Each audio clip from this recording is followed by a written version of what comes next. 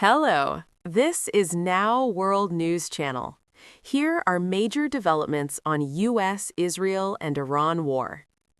A day after Tehran dismissed U.S. President Donald Trump's 15-point ceasefire plan, the American leader claimed that Iran was begging to make a deal and that he wasn't the one pushing for negotiations. Earlier Thursday, Trump told Tehran to get serious soon on negotiating an end to the war. It get printed like, oh, I want to make a deal. They are begging to make a deal, not me. They're begging to make a deal. And anybody that saw what was happening over there would understand why they want to make a deal. But they say, oh, we're not talking to them. Anybody would know that. And only a total fool. And they're not fools. They're very smart, actually, in a certain way. Israel said Thursday it killed Commodore Alireza Tangsiri, the head of Iranian Revolutionary Guard's Navy. Israel's defense minister, Israel Katz, said Tangsiri had been killed along with other senior naval commanders in a strike overnight.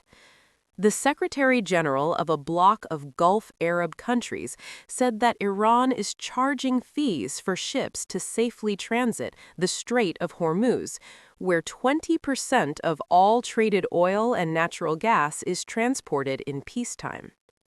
The death toll from the war has risen to more than 1,500 people in Iran, nearly 1,100 people in Lebanon, 22 Israelis, and 13 U.S. military members, as well as a number of civilians on land and sea in the Gulf region.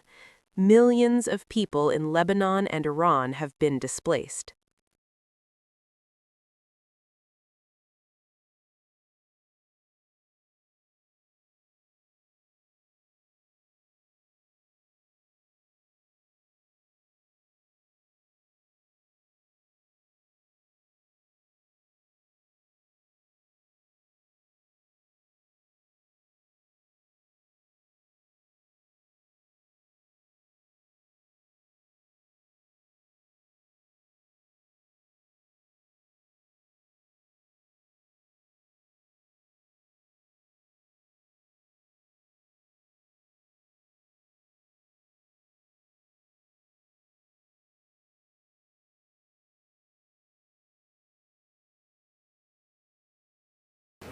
And they're great negotiators. I say they're lousy fighters, but they're great negotiators. They are begging to work out a deal. I don't know if we'll be able to do that. I don't know if we're willing to do that. They should have done that 4 weeks ago. They should have done it 2 years ago. So we estimate it would take approximately 4 to 6 weeks to achieve our mission. 26 days in, we're really a lot ahead of schedule.